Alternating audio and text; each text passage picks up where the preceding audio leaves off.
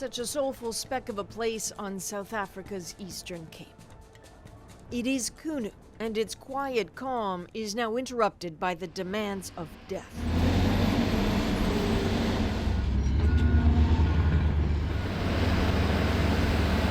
A sad rush to ready the roads, ready the closest airport, ready the region for the arrival of the world. Construction that has come in spasms. Every dip in Nelson Mandela's health has meant a sudden surge in Qunu's building. That's because Qunu is where Nelson Mandela will be laid to rest.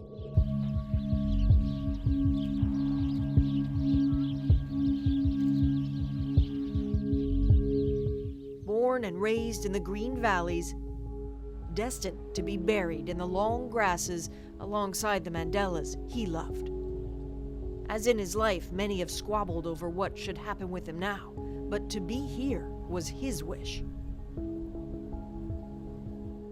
This was just his place.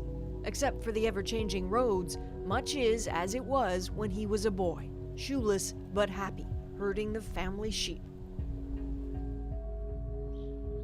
There are extended family everywhere. Those who'll proudly say that simply look at their faces and you'll know you're looking at a Mandela. You are now. Gloria Mandela Abe. Her grandfather was Mandela's uncle, a link she says the icon made instantly at one of his huge family Christmas parties just a few years ago. So he could tell who you were just by looking at you? Yes, he can tell me, Siduma, Siduma. Siduma was my father, so he doesn't know me. We love him so much, dearly and honestly. Why?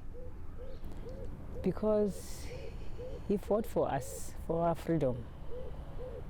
Today we have electricity in the villages, we have water, municipal waters in the villages, access roads, something that we do not have in the past.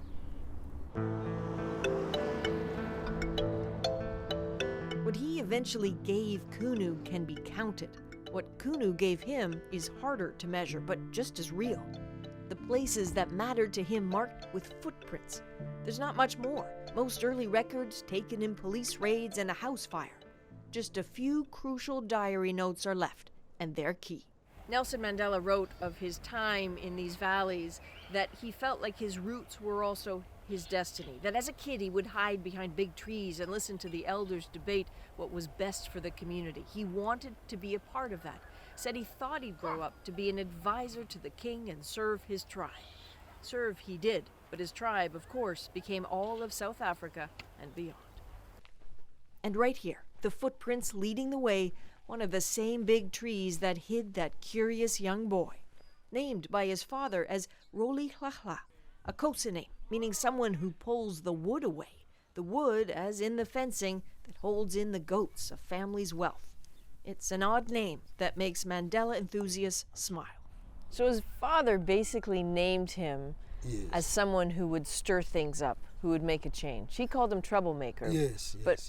Maybe he meant someone who will shake it up. Yeah, I think he because he was, Nelson is one of the youngest children of his father, and his father was an old man at the time he was born. So I think he was pinning all his hopes that this young one maybe will stir things up for the black people, you know. He wasn't wrong. Yeah, of course, yes, it turned out to be. Mandela's great impact, national, international, of course, but also deeply local. See that stone and mud structure in the corner beyond the tree? It's the same one where he spent years with his cousin Justice, raised by Justice's father, the chief, when Mandela's father had died. Justice is long gone, but the woman he fell for, Nozaleli, sits just meters away, in her mid-90s and as strong as the brick house beside her. It was a gift from Mandela for looking after the family while he was imprisoned. Abantu bonke ubathathe njengabantu bakhe. That's why ke ngokunake sinale nhlungu yokubana simane sisiva. She is as proud of the home as she is of the other new additions in the village, also built by Mandela. Nangenxa yokubana ngokunakesele mdala izinto ezenzekayo ngoku ayizishiya amehlo ngokubana abantu abaphulaphuli but ke Nozaleli quietly shares the worries of others here, that without Nelson Mandela, who will care enough to check in and push for the clean water and reliable roads they still need. There are more stories here, but with so few left to remember, most secrets will stay locked in the hills and trees and ruins of the church where Mandela was baptized. Mercifully, some special places endure.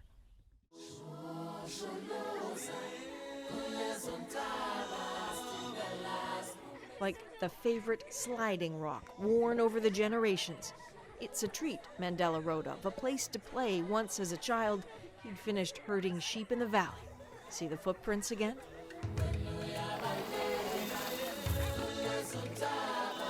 It remains a place of fun. Only these young Xhosa boys likely have no idea how much better their lives are now, thanks to the man in whose steps they walk, over fields and rocks and land Nelson Mandela dearly loved, home. Adrienne Arsenault, CBC News, Qunu, in the Eastern Cape, South Africa.